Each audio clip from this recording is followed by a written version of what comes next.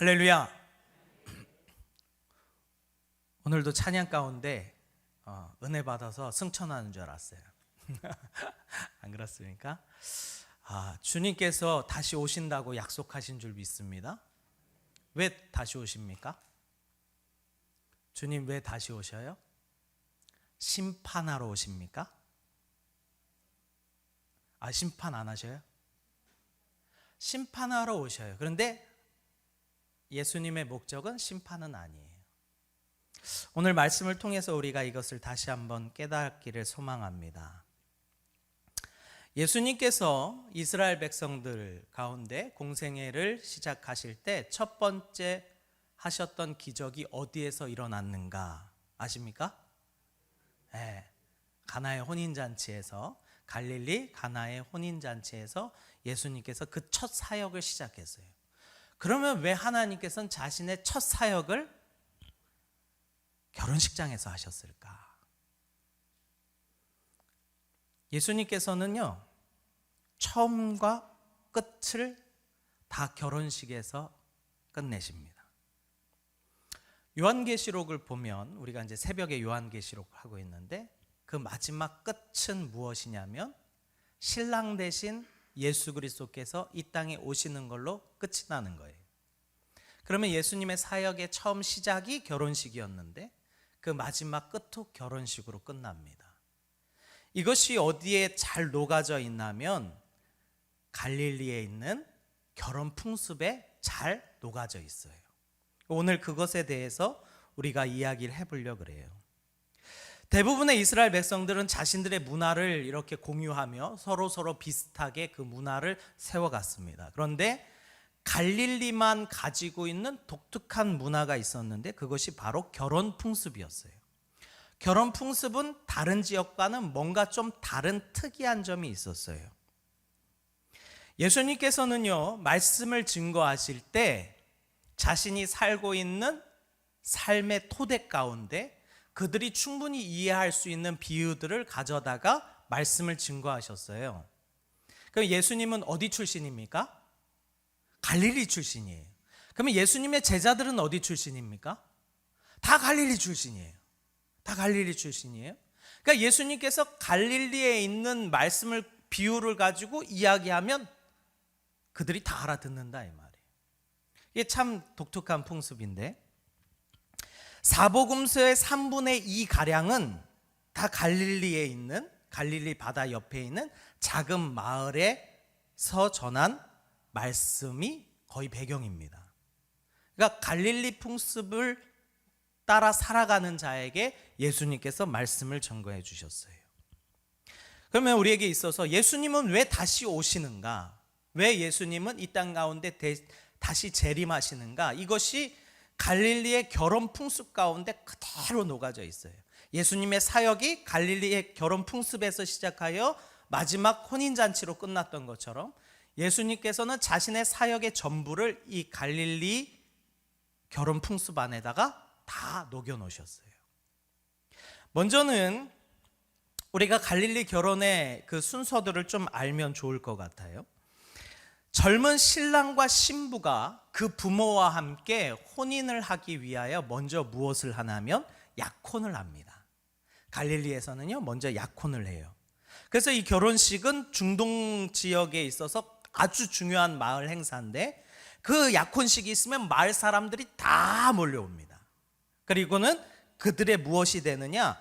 약혼을 보증하는 사람들이 돼요. 그래서 모든 마을 사람들이 어디로 모이냐면 마을 입구로 모입니다. 왜 마을 입구로 모이는 줄 아십니까? 마을 입구에 장로들이 있기 때문에 그래요. 마을 입구에는 장로들이 있습니다. 거기는 재판을 하기도 하고 또 거기서는 혼인 서약을 하기도 하고, 그래서 장로들 가운데서 그 결혼을 시작하기 위해서 그들 앞에서 약혼식을 시작합니다. 모든 사람들이 다 참여할 수 있어요. 그래서 동네 사람들이, 관심 있는 사람들이 다 와서 그들이 서로 혼약, 그러니까 즉 약혼하는 것을 봅니다. 먼저는 양가 부모님들이 나와서, 이 남자 부모님이 나와서 먼저 서약식에 있는 글을 준비해 가지고 옵니다. 이거는 신부를 위한 거예요. 그러니까 신랑의 아버지가 먼저 신부가 마땅히 해야 될 일들을 다 적어 가지고 옵니다. 그리고 그것을 신부한테 건네줘요. 그러면 신부 측 아버지가 그것을 사인을 합니다. 자, 그러면 이제 양가 부모님들은 서로 얘기가 됐고, 이제 신랑과 신부가 서로 약속해야 되는 시간이에요. 먼저는 모든 사람들이 있는 가운데서 서로 예물을 주고받습니다. 예물을 주고받고요. 그 시간에는 아주 조용하게 숨죽이는 시간인데, 어떤 시간이냐면 신랑이 포도주를 컵에다 따라요. 그리고 그 포도주를 신부에게 딱 건넵니다. 그때 신부는 거부할 수 있고 받을 수 있어요. 그러니까 이 양가 부모님이 서로 서약을 했다 그래서 결정되는 게 아니라, 남자가 잔에 포도주를 부어서 이것을 여인에게 건넵니다. 그러면 여인은 거부할 권리가 있어요. 그래서 거부하기도 하고, 또 이 남자가 마음에 들면 그 잔을 받아서 마십니다. 그리고 이 여인이 이 잔을 받아서 마신 후에 그 신랑 될 사람에게 다시 건네줘요. 그리고 신랑이 그 포도주를 들고 마십니다. 그리고 나서 이 약혼식 맨 끝에는 뭐가 있냐면, 이 신랑이 이 말을 선포합니다. 뭐라고 말하냐면, 내 아버지 집에서 당신과 새 포도주를 마시기 전까지 이 잔에 든 것을 마시지 않겠습니다 라고 선언해요. 내가 당신과 서약 맺은 이 포도주, 내가 이제 언약의 포도주를 마셨으니 내가 아버지 집에서 새 포도주를 먹기 전까지 이 포도주를 먹지 않겠습니다 라고 선포하고 그 언약식이 끝나요. 이거 얘기 많이 들어보셨죠? 어디서 나옵니까? 예수님께서 제자들과 무엇을 하셔요? 성찬식을 하셔요. 그 포도주를 쫙 따라서 서로 돌아가면서 먹고 마십니다. 그 다음에 예수님께서 어떤 선언을 하십니까? 마가복음 14장 25절인데요. 같이 한번 읽어보겠습니다. 시작. 진실로 너희에게 이르노니 내가 포도나무에서 난 것을 하나님 나라에서 새 것으로 마시는 날까지 다시 마시지 아니하리라 하시니라. 그러니까 제자들은요, 예수님께서 성찬식을 하시면서 이 이야기를 딱 하실 때 그들 머릿속에 뭐가 딱 생각났겠어요? 결혼식이 딱 생각나.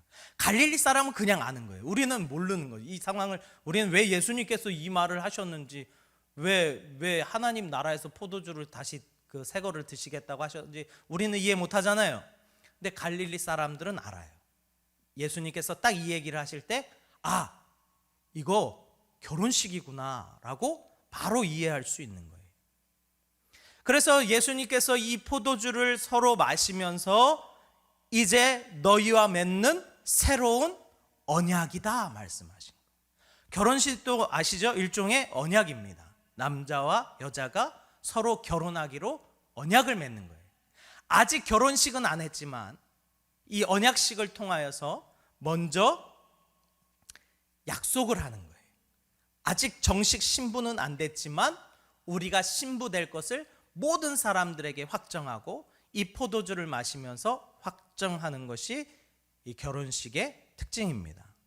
그래서 이 중동 지방, 그 지역 팔레스타인 지역에서는요, 같은 잔과 같은 빵을 나눠 먹는 것이 종종 있었는데, 이것이 어떤 의미냐면 내 몸에 있는 것이 너의 몸에도 있다라는 뜻이에요. 내 몸에 있는 것이 너의 몸에 있다. 즉 우리가 하나의 공동체가 되었고 둘이 아니라 하나다라고 하는 그 언약이 바로 이 혼인식 안에, 결혼식 안에 들어있는 거예요. 그래서 이 말을, 예수님께서 하신 말들을 쭉 다 보면요, 갈릴리 사람들에게는 엄청 익숙한 말이에요. 왜? 자신들의 풍습에 빗대어 하신 말씀이기 때문에 그래요. 자, 그러면 이 이제 언약식이 끝났고, 자, 그 다음에는 어떤 단계가 들어가느냐? 이제 서로 헤어집니다. 서로 헤어져서 신랑과 신부는 언약을 통해서 하나 됐지만 이제부터 본격적인 결혼식이 시작되는 거예요. 결혼식 준비가 지금부터 시작되는 거예요. 그래서 신랑과 신부는요, 그 결혼식이 끝나고 필요연이 될 때까지 서로 못 만납니다. 서로 떨어져서 각자 준비할 일을 하는 거예요. 자, 이제 신랑은 무엇을 할까요? 신랑은요, 이제 돌아가는 길에 아버지와 함께 목재를 구입합니다. 목재를 구입해서 이제 아버지 집에 신부와 함께 머물 집을 새로 짓습니다. 그것이 이제 신랑이 해야 되는 일이에요. 그래서 모든 필요형과 잔치와 이 신부가 와서 살 모든 집기류와 집들을 신랑이 다 준비합니다.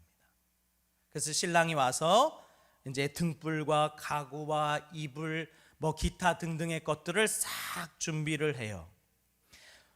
이것이 어디랑 비슷하냐면 예수님께서 제자들에게 뭐라고 말씀하시냐면 내가 떠나야 된다 말씀하셔요. 내가 떠나야 된다. 그러면서 말씀하시죠. 내가 너희의 집을 예비하러 간다. 이것이 예수님께서 결혼식을 생각하시면서 말씀하시고, 그리고 실제로 우리의 집을 준비하고 계시는 분이 예수님인 줄 믿습니다. 우리가 거할 터를 준비하고 계신다 이 말이에요.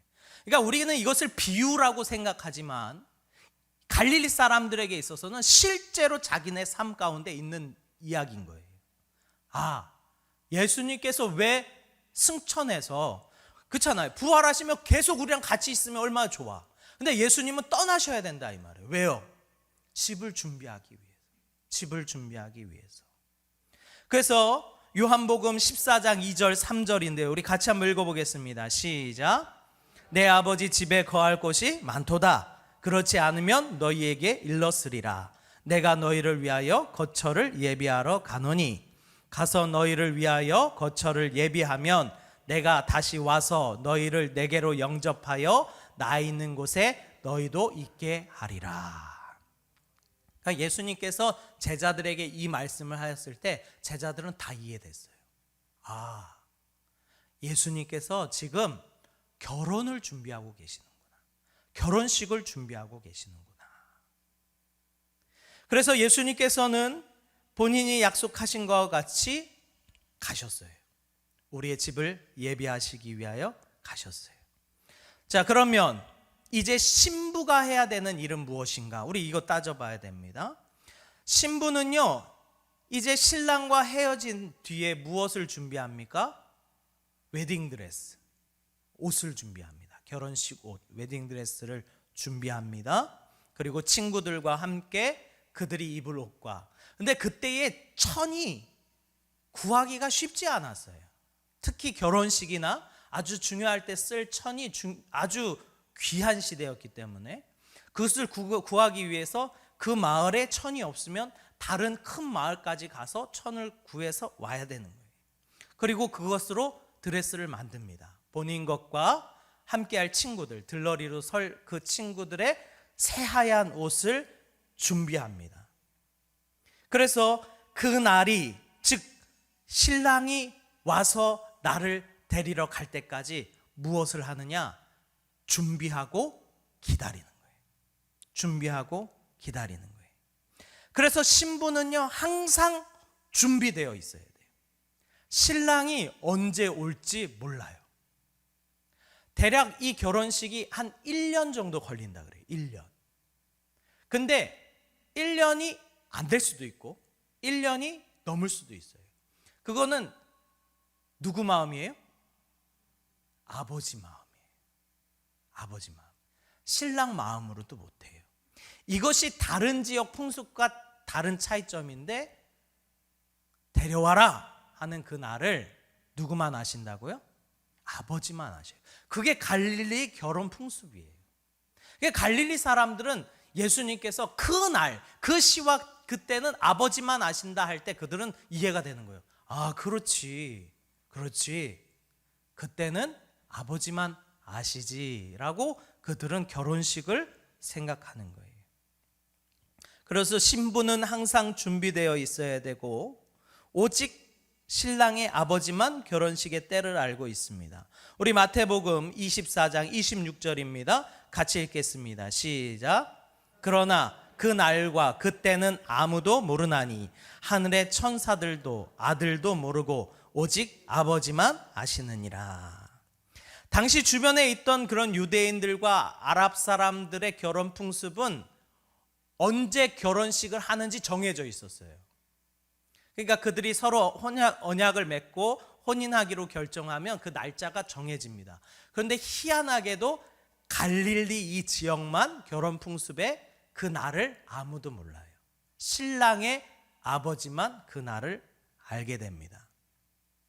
그래서 신랑이 이제 모든 것을 다 준비하고, 집도 준비하고, 집기류도 준비하고, 피로연도 준비하고, 피로연 할 때 뭐 마을 사람들 다 오니까 뭐 한 100명, 150명 분을 준비해야 되거든요.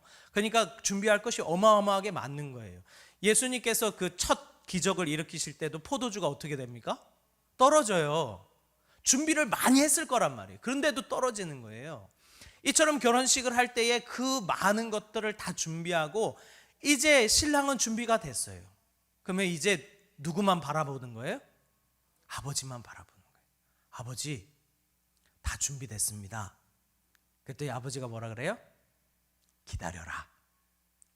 그러면은 신랑은 환장하겠는 거예요. 끝났는데 아버지, 나 저 신부 맞이하고 싶은데. 그런데 아버지가 그때를 안 알려줍니다. 우리가 잘 알아야 돼요. 예수님이 그날을 얼마나 기다리고 계신지. 우리가 기다린다고 생각하잖아요. 아니요. 예수님은 죽겠는 거예요. 빨리 내 신부 되는 내 백성들, 내 성도, 내 신부를 데려오고 싶은데 아버지가 가라 말씀하시질 않아요. 그러니까 참고 기다리는 거예요. 신부도 마찬가지입니다. 신부도요, 대충 알죠. 이때쯤 오겠다라는 감은 오지만 정확한 날짜는 안다 모른다? 몰라요. 그래서요, 신부는요 자기 웨딩드레스가 다 준비되잖아요. 그러면 그 웨딩드레스를 입고 잡니다. 계속 기다려요. 웨딩드레스를 입고 자요. 신부도 모든 것을 마쳤고 신랑도 모든 것을 마쳤고 하나 되기를 간절히 기다리는데 그때와 그 시가 언젠지 몰라요. 한때 이단들이 이거 가지고 많이 이야기했죠. 예수님 언제 오신다? 막 2000년도 되면 막 주님 오신다, 막 휴거한다, 막 하얀 옷 입고 다 손 들고 있는데 휴거 안 되니까 다 자살하고 막 이런 사건들 한때 어마무시하게 있었습니다. 그죠? 근데 요즘 그렇게 사모하는 사람들이 있습니까? 물론 그건 잘못됐어요. 언제 오신다, 언제 온다라고 그들이 이야기했기 때문에 잘못된 거예요. 몰라요. 아무도 모릅니다. 그런데 안타까운 것은 오늘날 우리도 그렇게 예수님을 기다리는 자들이 점점 사라지고 있다. 예수님이 오실 것을 이제 기다리지 않아요. 그러나 오늘 말씀 가운데 우리가 잘 알아야 되는 것은 무엇이냐면 그때를 아는 것보다 그때를 잘 준비해야 된다라는 거예요. 할렐루야. 그때를 아는 것이 중요한 것이 아니라 신부가 자기가 만든 그 웨딩 드레스를 입고 밤마다 자는 것처럼 준비되어 있어야 된다라는 거예요. 점점 우리가 사람 중심의 교회로 바뀌어가며 더 이상 예수님을 기다리거나 재림을 기다리거나 휴거하는 것을 기다리지 않습니다. 그것을 그렇게 사모하지 않아요. 그러나 한때는 정말 주님께서 빨리 오시기를 소망하며 얼마나 울고 불며 주님 오실 날만을 고대하며 살았던 사람들이 많았습니까? 근데 우리 가운데 이제 그런 마음이 사라졌어요. 그러니까 우리가 정말로 준비된 신부의 모습인가라고 스스로 반문해 보기도 합니다. 내 자신으로도. 그래서 그런 말씀 많이 하셔요. 오늘 당장 주님 오시면 어떻겠습니까? 그러면은 한 절반은 주님 조금만 더 늦게 오셔도 될 것 같은데 이렇게 얘기한다고요. 주님 아직 안 오셨으면 좋겠어요. 아직 준비가 안 됐어요. 그러나 항상 준비되어 있어야 되는 줄 믿습니다. 우리가 보세요. 말씀을 보면 어떻게 말씀하십니까? 주께서 밤에 도둑같이 임할 거라 말씀하십니다. 밤에 도둑같이 임할 것이다. 이것은 비유로 말씀하신 것이 아니에요. 실제로 결혼식이 그렇습니다. 결혼식이 언제 시작합니까? 12시에 시작합니다. 밤 12시에. 아니면 새벽녘에 시작합니다. 밤에 한다 이 말이에요. 밤에. 다 곤히 자고 있는데 아버지가 딱 일어나서 아들을 깨웁니다. 그리고는 뭐라고 말합니까? 데려와라. 그러면 그때부터 이제 신랑이 막 입이 막 이렇게 귀에 걸리면서 동네에 같이 갈 친구들을 막 찾습니다. 그러기에 나가서 뭐부터 하냐면 나팔부터 불어요. 나팔을 뿡 불면 주변에 있는 형제들이 다 깨서 일어납니다. 그리고 함께 가는 거예요. 계속 나팔을 불면서 갑니다. 그러면 동네 사람들이 다 일어나서 쫓아갑니다. 물론 그 사람을 잘 알고 그 사람과 친분이 있는 사람들은 갈 것이고 그 결혼식에 관심 없는 사람들은 그냥 자겠죠. 그 결혼식에 관심이 있는 사람들은 그 나팔 소리를 듣고 다 일어나서 쫓아갑니다. 그 나팔 소리를 누구도 들어요? 신부도 들어요. 왜요? 불면서 오니까.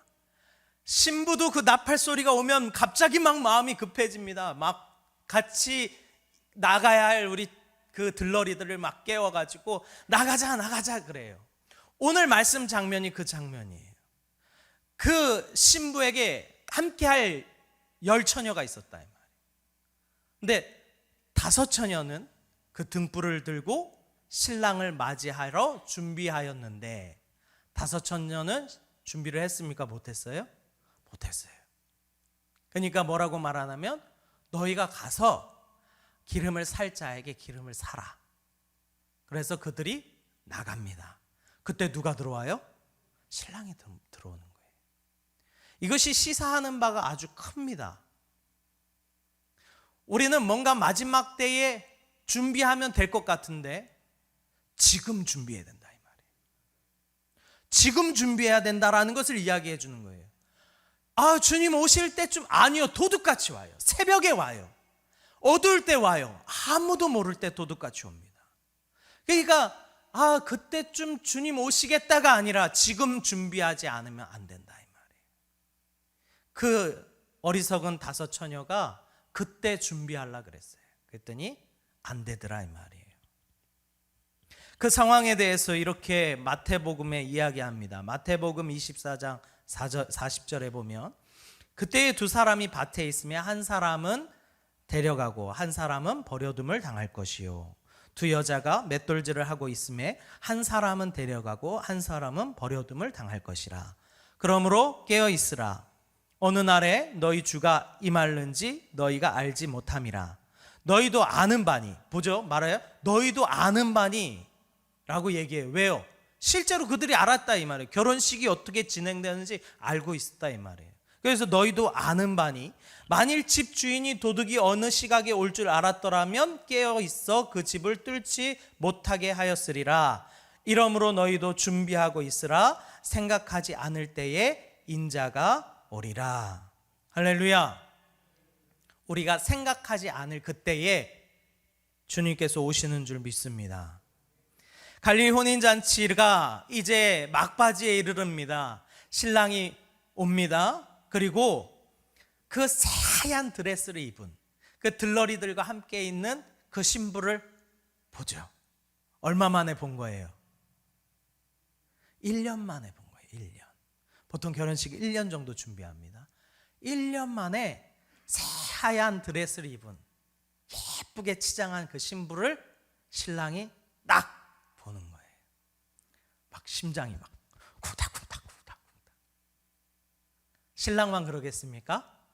신부도 그렇겠죠. 나를 맞이하러 온. 자, 그래서 그 이제 신부를 맞이하러 갈 때 그 신부를 어떻게 데려가느냐? 가마를 가지고 와요. 가마를. 그리고 가마에 신부를 태워서 들려서 아버지 집에 갑니다. 어떻게 아버지 집에 간다고요? 들려서 아버지 집에 갑니다. 그것이 예수님께서 결혼식을 통하여 이 땅 가운데 다시 오실 때 일어날 일을 우리에게 말씀해 주신 줄 믿습니다. 주님 오시는 그날에 신부된 우리가 일제히 다 들림 받아서 주님을 만나게 될 줄 믿습니다. 할렐루야. 이것이 성경에 기록된 내용이고요, 결혼식을 통해서 주님께서 우리 가운데 하신 말씀이다 이 말이에요. 그래서 데살로니가전서 4장 16절인데요, 우리 같이 한번 읽어보겠습니다. 시작. 주께서 호령과 천사장의 소리와 하나님의 나팔 소리로 친히 하늘로부터 강림하시니 그리스도 안에서 죽은 자들이 먼저 일어나고 그 후에 우리 살아남은 자들도 그들과 함께 구름 속으로 끌려올려 공중에서 주를 영접하게 하시리니 그리하여 우리가 항상 주와 함께 있으리라. 할렐루야. 이것이 예수님께서 그냥 비유로 말씀하신 것이 아니라 실제로 일어날 일인 줄 믿습니다. 결혼식을 통해서 실제로 보여주시는 거예요. 이 신부가 가마에 들림받아서 아버지 집으로 들어갑니다.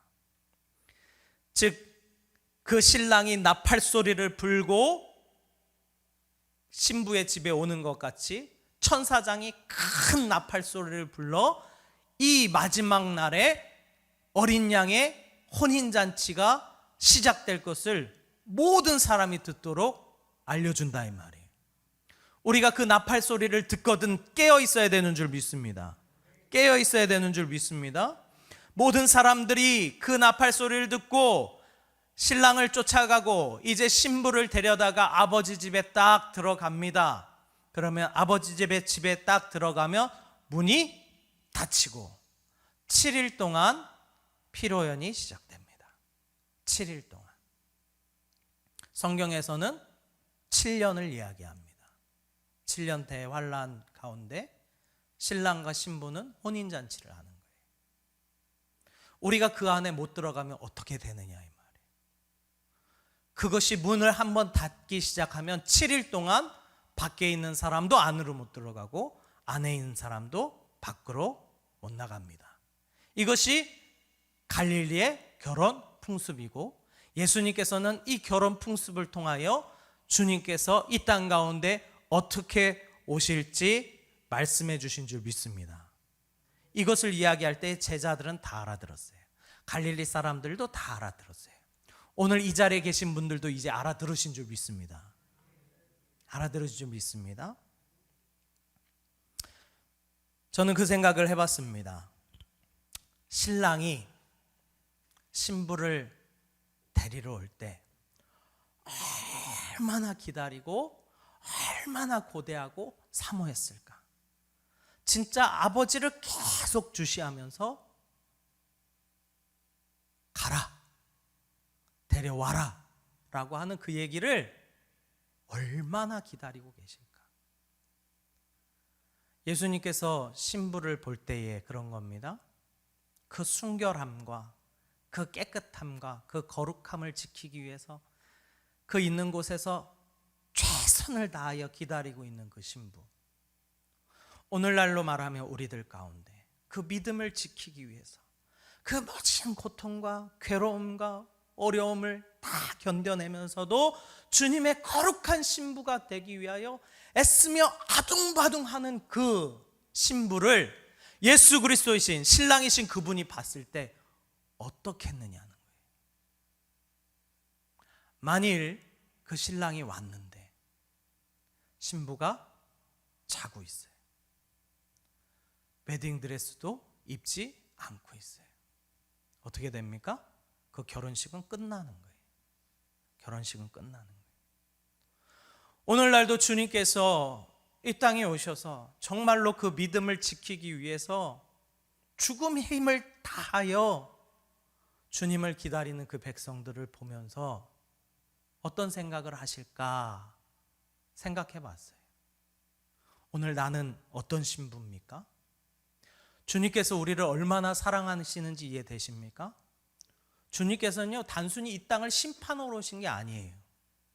자신이 그렇게 사랑하는 그 신부를 데리러 오신다 이 말이에요. 할렐루야. 자신이 그렇게 사랑하는 신부를 데리러 오신다 이 말이에요. 근데 그 신부가 깨어있지 아니하면 그 신랑의 마음이 어떻겠습니까? 우리가 마지막 주님 앞에 섰을 때 적어도 이런 말은 할 수 있어야 될 것 같아요. 주님, 내가 믿음을 지키기 위해서 정말 열심히 했습니다. 주님, 내가 정말 주님의 순결한 신부가 되기 위하여 믿음을 끝까지 지켰습니다. 그때에 예수님께서 우리를 바라보고 뭐라 그러시겠어요? 내 사랑하는 신부여, 함께 가자, 그러시지 않겠습니까? 오늘도 주님이 오시는 그날을 사모하십니까? 예수님께서 재림하실 것을 기다리고 계십니까? 아직 우리가 그렇지 못하면 오늘 준비하시길 바랍니다. 우리의 마음을 준비해야 돼요. 우리의 모습을 준비해야 돼요. 거룩한 주의 자녀, 거룩한 주의 백성, 순결한 주님의 신부가 되기 위하여 우리가 주님 앞에 믿음으로 나아가야 되는 줄 믿습니다. 우리가 아둥바둥 믿음을 지켜가며 살아가는 그 모습을 볼 때에 주께서 우리에게 내가 너를 정말로 사랑한다 말씀해 주시는 줄 믿습니다. 아멘. 우리 찬양하겠습니다. 우리 찬양하고 기도하겠습니다. 우리 마라나타 찬양하겠습니다.